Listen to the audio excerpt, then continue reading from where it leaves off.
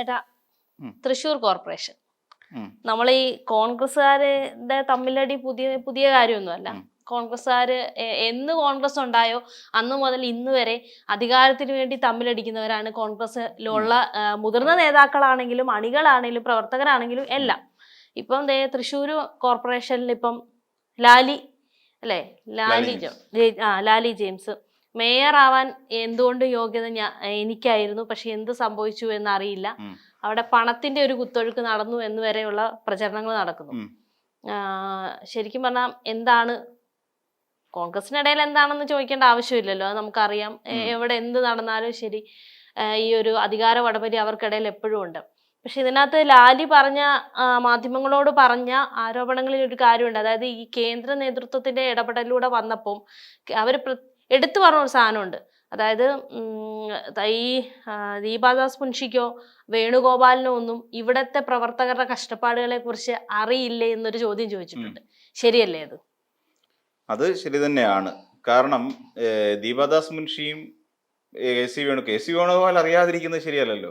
K C Venugopal വളർന്ന തട്ടകം ഏതാണെന്ന് ചോദിച്ചാൽ കേരളത്തിലാണ് കെ സി വേണുഗോപാൽ വളർന്നത്. പിന്നെ അദ്ദേഹത്തിന് ചില സ്ഥാപിത താല്പര്യങ്ങൾ കൊണ്ട് കെ സി വേണുഗോപാൽ ഡൽഹിക്ക് വണ്ടി കയറിയത്. അതായത് ലോക്സഭാ തെരഞ്ഞെടുപ്പ് വരുന്ന സമയത്ത് ഡൽഹിയിലേക്കും നിയമസഭാ തെരഞ്ഞെടുപ്പ് വരുന്ന സമയത്ത് ഡൽഹിയിൽ ടിക്കറ്റ് എടുക്കുന്ന ആളാണ് കെ സി വേണുഗോപാൽ എന്ന് ഒരുമാതിരിപ്പെട്ട എല്ലാവർക്കും അറിയാവുന്ന കാര്യമാണ്.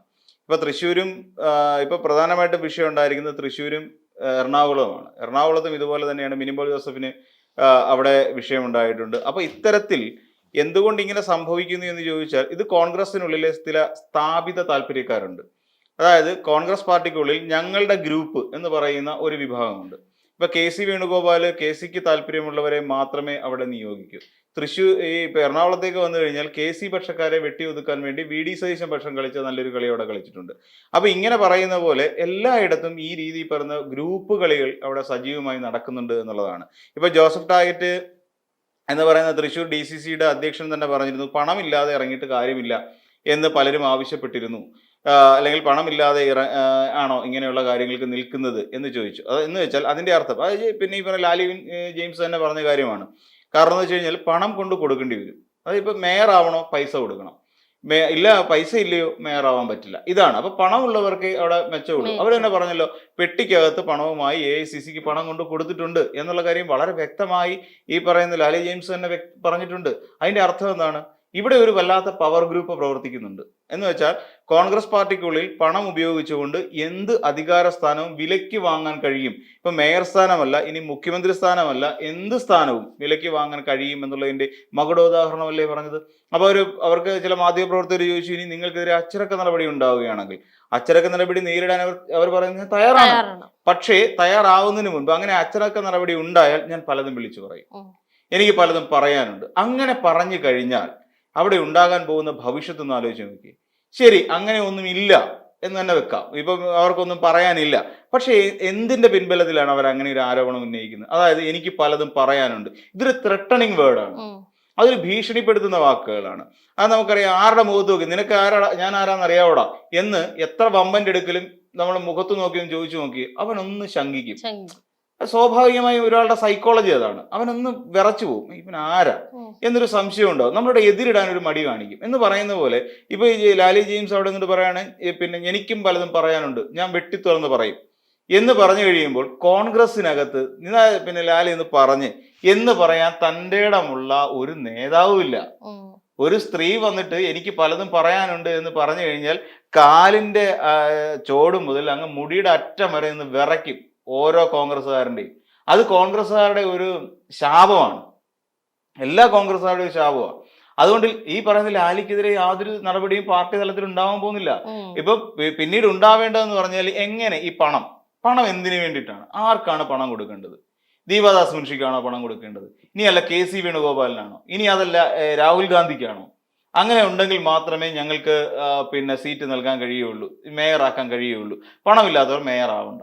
ഈ പറയുന്ന ഒരു അടിസ്ഥാനരഹിതമായ ഒരു രീതി കോൺഗ്രസ് പാർട്ടി എല്ലാ കാലത്തും അവലംബിച്ചിട്ടുണ്ട്. അതിന്റെ ഉദാഹരണമല്ലേ ഇപ്പൊ അവരങ്ങനെ പറയുന്നത്. ജോസഫ് ടാഗറ്റ് തന്നെ പറഞ്ഞതല്ലേ, DCC അധ്യക്ഷൻ തന്നെ പണം വേണം, പണമില്ലാതെ ഈ പരിപാടിക്ക് ഇറങ്ങരുത് എന്ന് പറഞ്ഞതിന് കാരണം അത് തന്നെയല്ലേ. പിന്നെ കോൺഗ്രസിനെ സംബന്ധിച്ചിടത്തോളം ഇതൊരു ശാപമാണ്. ഒരിക്കലും കോൺഗ്രസിനെ വിടാത്ത ഒഴിയാബാധയാണ് ഈ പറയുന്ന അധികാരം കിട്ടിക്കഴിയുമ്പോൾ ഉണ്ടാകുന്ന ഈ തമ്മിലടി എന്ന് പറഞ്ഞാൽ. ഇതിനകത്ത് ഇപ്പോൾ നമ്മൾ മനസ്സിലാക്കി കഴിഞ്ഞാൽ മുതിർന്ന നേതാക്കന്മാർ തമ്മിലും AI ഗ്രൂപ്പുകളും തമ്മിലും ഇവിടെ അതിശക്തമായ വടംവലി നടക്കുന്നുണ്ട്. KC വേണുഗോപാൽ ഇവിടെ വന്ന് പിടിമുറുക്കാതിരിക്കാൻ വേണ്ടിയിട്ട് വേണ്ട കരുനീക്കങ്ങൾ നടത്തിക്കൊണ്ടിരിക്കുകയാണ് രമേശ് ചെന്നിത്തലയും VD സതീശനും.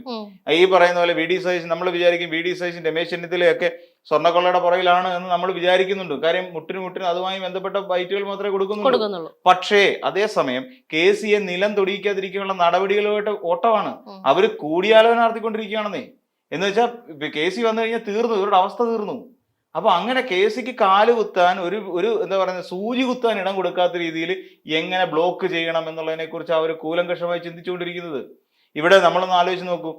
പണ്ട് ഒരു നിധി കളഞ്ഞു കിട്ടുന്ന സമയത്ത് 3 ആൾക്കാരുണ്ടായിരുന്നു. 3 പേര് ഇങ്ങനെ വരുന്ന സമയം 3 പേര് വരുമ്പോൾ അവർക്കൊരു നിധി കളഞ്ഞു കിട്ടും. നിധി കളഞ്ഞു കിട്ടി കഴിയുമ്പോൾ ഈ കളഞ്ഞു കിട്ടിയ നിധി 3ആയിട്ട് ഭാഗിക്കാം എന്നുള്ളതാണ് അവർ തീരുമാനിച്ചത്.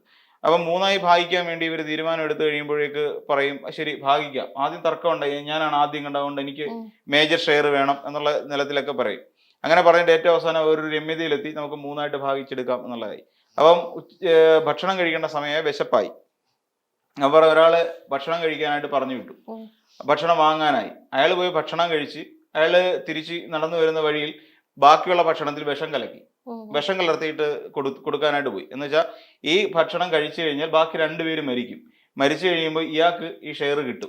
അപ്പൊ മൊത്തവും കൂടെ ഇയാൾക്ക് എടുക്കാം. അങ്ങനെ ഒരു ആഗ്രഹത്തോടു കൂടി ഇയാൾ എന്ത് ചെയ്തു, ഭക്ഷണത്തിൽ വിഷം കലർത്തിക്കൊണ്ടുവന്ന് ഈ 2 പേർക്കായിട്ട് കൊടുത്തു. അപ്പം ഇവര് വിഷം കലക്കൊണ്ട് വരുന്ന വഴിയിൽ മറ്റവർ 2 പേര് ചിന്തിച്ചത് എന്താണ്, ഈ പിന്നെ അവൻ ഇങ്ങോട്ട് വരുവാണെങ്കിൽ അവനെ അങ്ങ് തട്ടാം, അവനെ കൊന്നു കഴിഞ്ഞാൽ ഇത് 2ആയിട്ട് ഭാഗിച്ചെടുക്കാം എന്നുള്ളതായി ഈ 2 പേരുടെ ചിന്ത. അപ്പം ഈ വരുന്ന വഴിയിൽ ഇവർ 2 പേരും കൂടെ അയാളെ ആക്രമിച്ചു. ആ ഭക്ഷണം മേടിച്ചുകൊണ്ട് വന്ന അയാളെ ആക്രമിച്ചു. അയാള് മരണപ്പെട്ട് ഇവരെന്ത് ചെയ്തു, ബാക്കിയുള്ള 2 പേര് ഇരുന്നിട്ട് ഈ ആഹാരം കഴിച്ചു. അപ്പൊ അതിനകത്ത് വിഷം കലർത്തിയിട്ടുണ്ടായിരുന്നു, ഇവരും മരിച്ചു. അപ്പൊ ഫലത്തിൽ ഒരു നിധിയുണ്ട്, ഈ നിധി ആർക്കും കിട്ടാതെ പോയി. ഇതാണ് ശരിക്കും കോൺഗ്രസിന്റെ അവസ്ഥ. ഇത് തന്നെയാണ് അവസ്ഥ.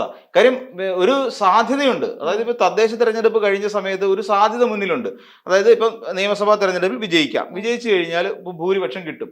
ഭൂരിപക്ഷം കിട്ടി അധികാരത്തിലേക്ക് കയറാനുള്ള ഒരു സാധ്യത അവിടെ നിലനിൽപ്പുണ്ട്. ഇതൊരു നിധിയാണ്, ട്രഷറാണ്. അപ്പൊ ഈ ഒരു നിധി അവിടെ നിൽക്കുന്നു. അപ്പോഴാണ് ഈ നിധിക്ക് വേണ്ടിയിട്ട് നടക്കുന്ന തർക്കമാണിത്. ഈ തർക്കം പക്ഷേ പുറമേക്ക് വരുന്നില്ല. ഇത് ഈ രൂപത്തിൽ ഇങ്ങനെ തെളിഞ്ഞു വരുന്നു എന്ന് മാത്രം. ചിലരെയൊക്കെ തഴയുന്നു. ഇപ്പൊ ലാലി ജെയിംസ് എന്നൊക്കെ പറഞ്ഞ പിന്നെ അവിടെ തൃശ്ശൂരിൽ ഒരുപാട് സമര മുഖങ്ങളിലൂടെ മുന്നോട്ട് പോയ ആൾക്കാരാണ് ഈ പറയുന്ന പിന്നെ ലാലി ജെയിംസ് എന്നൊക്കെ പറഞ്ഞ. അവരെയൊക്കെ തഴഞ്ഞു നിർത്തിക്കൊണ്ട് ചില സ്ഥാപിത താല്പര്യങ്ങളെ മുൻനിർത്തി, അതായത് ചിലരുടെ താല്പര്യം, KC വേണുഗോപാലിന്റെ താല്പര്യം അനുസരിച്ചിട്ടുള്ള കുറച്ചുപേരെ ഇവിടെ കൊണ്ടുവന്ന് നിയോഗിക്കുന്നു, അവരെ മേയറാക്കുന്നു. ഇതാണ് സംഭവിക്കുന്നത്. ഇപ്പൊ നമ്മളൊന്ന് ആലോചിച്ച് നോക്കൂ. സ്ഥാനാർത്ഥി നിർണയ സമയത്തും തിരുവനന്തപുരത്ത് ആണെന്നുണ്ടെങ്കിലും ഇവർ ആദ്യം സ്ഥാനാർത്ഥി നിർണയം നടത്തിയ തിരുവനന്തപുരത്താണ്. ബാക്കി എല്ലായിടത്തും സ്ഥാനാർത്ഥി നിർണയം വന്ന സമയത്തും എവിടെയൊക്കെയാണ് പ്രശ്നങ്ങൾ ഉണ്ടായത്.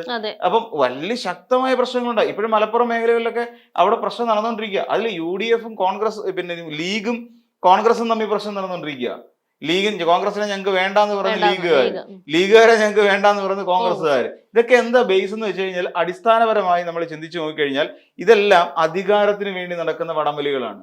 ഇങ്ങനെ ഒരു വടംവലി മറ്റു പാർട്ടികളിൽ എനിക്ക് തോന്നി LDFനെ സംബന്ധിച്ചിടത്തോളം ഇങ്ങനെ ഒരു വിജയിച്ചു കഴിഞ്ഞാൽ പിന്നെ ഒരു തമ്മിൽ തർക്കമില്ല. അതായത് ഒരു മന്ത്രിസഭാ രൂപീകരണം ഈ ലാലിയുടെ വാർത്തകൾ വന്ന സമയത്ത് അതിനടിയിൽ പല കമന്റുകളും കണ്ടു.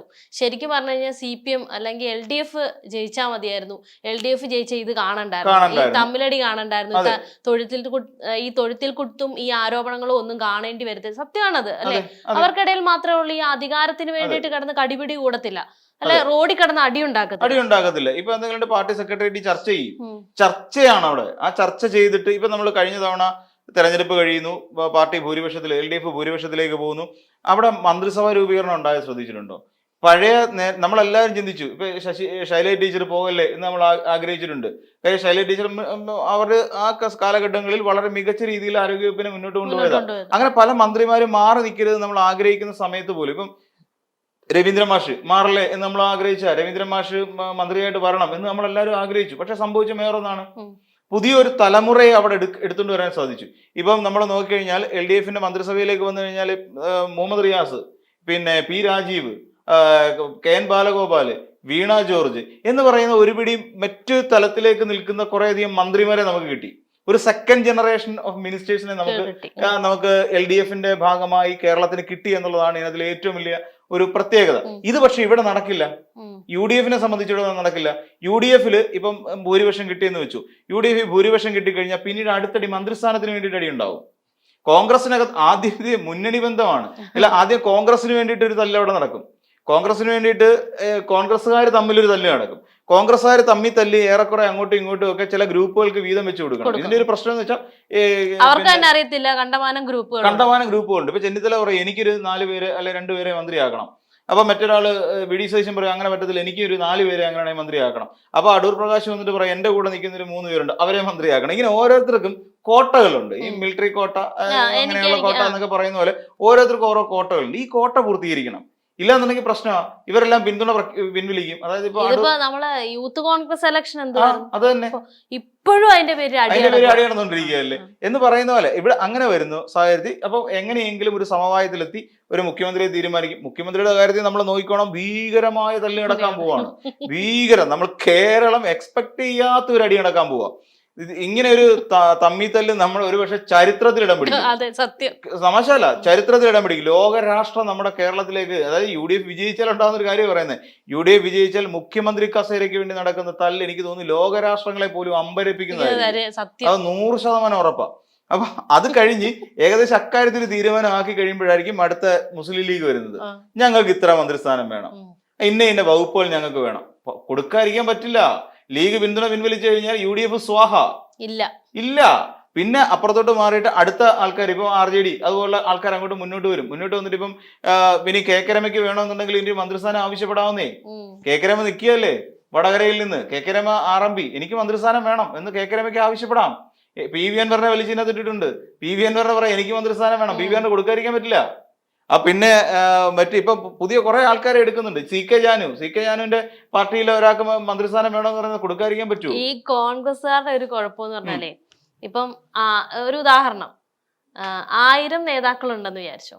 അതിൽ ഇപ്പൊ നമുക്ക് 100 സീറ്റേ ഉള്ളൂ. പക്ഷെ 1000 നേതാക്കളുണ്ട്. ഈ 1000 പേർക്ക് സ്ഥാനം വേണം.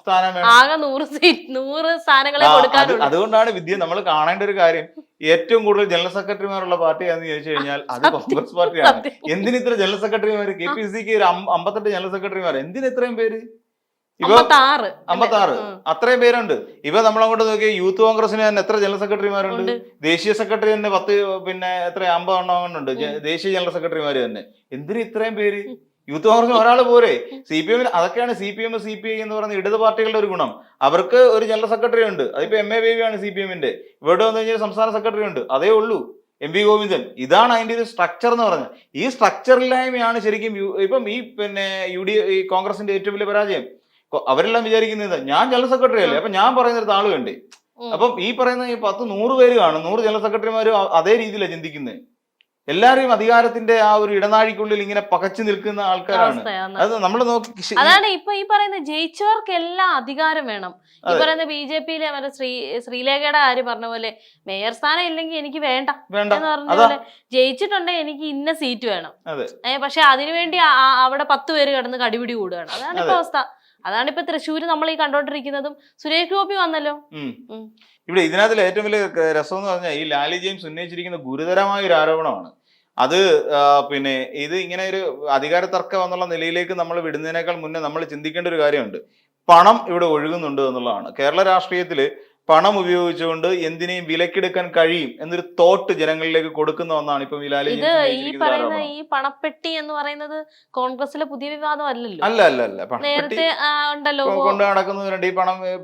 കാര്യം ഫണ്ട് നടക്കുന്നുണ്ടല്ലോ, ഫണ്ട് പിരിവുകൾ മുറക്കി നടക്കുന്നുണ്ട്. നമ്മൾ വിചാരിക്കും കോൺഗ്രസ് എന്ന് പറയുന്ന പാർട്ടി സമ്പത്തില്ലാതെ നടക്കുക. പണ്ട് കഴിഞ്ഞ തെരഞ്ഞെടുപ്പില്ല, ലോക്സഭാ തെരഞ്ഞെടുപ്പിന്റെ കാലത്ത് നമ്മുടെ ഇയാള് VD സതീശൻ പറഞ്ഞതുപോലെ ഓരോ വീടുകളിലും കയറി ചെല്ലുമ്പോൾ ചായ കുടിക്കാൻ 10 രൂപ അവർ കൊടുക്കുമെന്നാണ് പറയുന്നത് വീട്ടുകാര്. കാര്യം പണം ഇല്ലല്ലോ, അത്രയ്ക്കും ദരിദ്ര നാരായണന്മാരുടെ പാർട്ടിയാണെന്ന. പക്ഷെ ആ കാലഘട്ടത്തിലാണ് PV അൻവർ പറഞ്ഞ് 150 കോടി എങ്ങാണ്ട് മീൻവണ്ടിക്കകത്ത് VD സതീശൻ കടത്തിയിട്ടുണ്ട് കേരളത്തിലേക്ക് ബാംഗ്ലൂരിൽ നിന്ന്. പിന്നെ അവിടെ പുനർജനി പദ്ധതിയുമായി ബന്ധപ്പെട്ട് കോടികൾ അവിടെ വിദേശത്ത് പോയി പിരിച്ചുകൊണ്ട് വന്ന ഒരാളാണ് VD സതീശൻ എന്ന് ഇതേ ആള് തന്നെ PV അൻവർ തന്നെ പറഞ്ഞിട്ടുണ്ട്. ഇതേ സമയത്ത് തന്നെയാണ് വയനാട്ടിൽ നിന്ന് ഏകദേശം 1 കോടിയിലധികം രൂപ ഫണ്ട് വെട്ടിച്ച പണം അവരുടെ കയ്യിലിരിക്കുന്നത്. അപ്പം ഇതെല്ലാം ഇവർ ചെയ്തിട്ടുണ്ട്. അതല്ല ഫണ്ട് എന്ന് പറയുന്നത് BJP അല്ലെങ്കിൽ കോൺഗ്രസ് പാർട്ടിയുടെ കയ്യിലുണ്ട്, പലരുടെയും കയ്യിലായിട്ട് കിടക്കുകയാണെന്ന് മാത്രം. കോൺഗ്രസ് എന്ന് പറയുന്ന തനത് ഫണ്ടൊന്നും ഇല്ല. KPCC ഇതിനായിട്ട് പിരിച്ച ഫണ്ടൊക്കെ എവിടെ? KPCC പൈസ പിരിച്ചിട്ടുണ്ടായിരുന്നു വയനാട് പുനരധിവാസം, ആ ഫണ്ടൊക്കെ എവിടെ? അതിനു മുമ്പ് കരുണാകരന്റെ സ്മാരക നിർമ്മാണത്തിന് വേണ്ടിയിട്ട് അവർ പിരിച്ച പണമൊക്കെ എവിടെ? അപ്പൊ അങ്ങനെയും കുറെ പണമുണ്ട്. ഇനിയിപ്പം സ്വർണ്ണക്കൊള്ളയായിട്ട് ബന്ധപ്പെട്ട് എന്തെങ്കിലും പിടി വീണ് കഴിഞ്ഞാൽ സ്വർണ്ണക്കൊള്ളയിൽ നിന്ന് കിട്ടിയ മുതലും ചിലപ്പോൾ KPCC ആസ്ഥാനത്ത് ചിലപ്പോൾ കണ്ടെന്നിരിക്കും. അപ്പൊ അങ്ങനെയും ഒരു പ്രശ്നം ഈ കോൺഗ്രസ്സുകാരെ സംബന്ധിച്ചിടത്തോളം ഉണ്ട്. അപ്പൊ ഇതാണ് പൊതുവിൽ ജനറലായിട്ട് വരേണ്ട കാര്യം. അപ്പൊ ഈ പണം എന്ന് പറയുന്നത്, പണം കൊടുത്താൽ നമുക്ക് അധികാര സ്ഥാനങ്ങൾ കിട്ടുമെന്ന് പറയുന്ന ഒരു തെറ്റായ സന്ദേശമാണ് ശരിക്കും ഈ തെരഞ്ഞെടുപ്പിലൂടെ UDF ഉണ്ടാക്കി നമ്മുടെ മലയാളിക്ക് സമ്മാനിച്ചിരിക്കുന്നത്. കാര്യം ലാലി ജെയിംസിന്റെ ആ ഒരു വാക്കുകൾ, അല്ലെങ്കിൽ ലാലി ജെയിംസിന്റെ ആ ഒരു ആരോപണം വളരെ വസ്തുനിഷ്ഠമായി പരിശോധിക്കപ്പെടേണ്ടതും അതുമായി ബന്ധപ്പെട്ട് എങ്ങനെയെങ്കിലും ഒരു അന്വേഷണം, പറ്റിയാൽ ED അന്വേഷണം എങ്കിലും ഇക്കാര്യത്തിൽ നടക്കേണ്ടതുണ്ട്. ആരാണ് പണം കൊണ്ടുപോയത്? ഇത്രയും ലക്ഷക്കണക്കിന് രൂപ എവിടെ നിന്നാണ് ഈ പണം ഉണ്ടായത്? ഈ പണം ആർക്കാണ് കൈമാറിയത്? തുടങ്ങിയ കാര്യങ്ങളിലൊക്കെ വസ്തുനിഷ്ഠമായ ഒരു അന്വേഷണം ഇക്കാര്യത്തിൽ നടക്കേണ്ടതുണ്ട്. ശരിക്കും പറഞ്ഞാൽ ഇങ്ങനെയാണെന്നുണ്ടെങ്കിൽ നാളെ ഈ മുഖ്യമന്ത്രിയാകാൻ വേണ്ടിയിട്ട് കോടികൾ ഇറക്കിയാൽ മതിയല്ലോ. ഇപ്പൊ VD സതീശൻ ഏതെങ്കിലും ഒരുത്തം വന്നിട്ട് നാളെ ജിൻഡോ ജെയിംസോ ആരെങ്കിലും ഇങ്ങോട്ട് വന്നിട്ട് പറയുകയാണ് എൻ്റെ ഒരു 50 കോടി രൂപയുണ്ട്, എനിക്ക് മുഖ്യമന്ത്രി ആവണമെന്ന് പറഞ്ഞാൽ പൊട്ടനെ പിടിച്ച് മുഖ്യമന്ത്രി സ്ഥാനം തിരുത്തേണ്ട ഗതികേട് വരും. അത് അങ്ങനെയുള്ള ഒരു പാർട്ടിയായി കോൺഗ്രസ് പാർട്ടി അധപ്പതിച്ചു പോകും. അതൊരു വലിയ പ്രതിസന്ധി സൃഷ്ടിക്കും. അപ്പൊ ഇങ്ങനെ പണം ഉപയോഗിച്ച് ഇവിടെ മുഖ്യമന്ത്രി വരെ ആകാം എന്നുള്ള ഒരു ചിന്ത കോൺഗ്രസ് പാർട്ടിയിൽ ഉണ്ടാകുന്നത് ഒരു തെറ്റാണ്. പിന്നെ അതിനകത്ത് പറയുന്നുണ്ട്, മതപരമായ പ്രശ്നങ്ങൾ പറയുന്നുണ്ട്, ഈ സാമുദായികമായ വേർതിരിവ് കാണിക്കുന്നുണ്ട്. അപ്പം പിന്നെ ലാലി തന്നെ പറയുന്നൊരു കാര്യം, ഇതൊരു മതേതര പാർട്ടിയാണ്. പക്ഷെ ഈ മതേതര പാർട്ടിയാണ് ഏറ്റവും കൂടുതൽ ഈ പറയുന്ന വർഗീയത പറഞ്ഞുകൊണ്ടിരിക്കുന്നത്. കാര്യം ഒരു സഭയുമായി ബന്ധപ്പെട്ടുകൊണ്ട് നടത്തുന്ന, അല്ലെങ്കിൽ സഭയെ ഇന്ന സഭക്കാരെ നമുക്ക് സന്തോഷിപ്പിക്കണം എന്ന് തുടങ്ങിയ ചെറിയ തർക്കങ്ങൾ ഒക്കെ ഇപ്പോഴും കോൺഗ്രസ് പാർട്ടിക്കകത്തുണ്ട്. അതും ഒരു പ്രധാന ഘടകമായി മാറുന്നുണ്ട്. പലർക്കും അവസരങ്ങൾ നിഷേധിക്കപ്പെടുന്ന കാലഘട്ടത്തിലൂടെയാണ് പോകുന്നത്. അപ്പം സ്വാഭാവികമായും ഈ കോൺഗ്രസ് ഈ ഒരു നിലയ്ക്ക് പോവുകയാണെന്നുണ്ടെങ്കിൽ ഒരു കാരണവശാൽ വരാൻ പോകുന്ന തെരഞ്ഞെടുപ്പിലൊന്നും വലിയ മെച്ചമൊന്നും ഉണ്ടാകാൻ പോകുന്നില്ല. പൊട്ടിപ്പാളിസായി പോകത്തേ. ഇവരെല്ലാവരും വോട്ട് മറിക്കും. ഇപ്പൊ തന്നെ വോട്ട് മറിഞ്ഞുകൊണ്ടിരിക്കുക. പലയിടങ്ങളിലും കോൺഗ്രസ് പാർട്ടിക്ക് സ്വന്തമായിട്ട് വോട്ട് ബാങ്കുകളൊന്നും ഇല്ല. കാരണം BJP-ക്കാരെ സഹായിക്കാൻ വേണ്ടിയിട്ടാണ് ഇപ്പൊ നിലവിലുള്ള വോട്ട് ബാങ്ക്. തിരുവനന്തപുരത്ത് പിന്നെ അത് ആ നിലയിൽ തന്നെ പൊയ്ക്കൊണ്ടിരിക്കുന്ന ഒരു കാര്യമാണ്.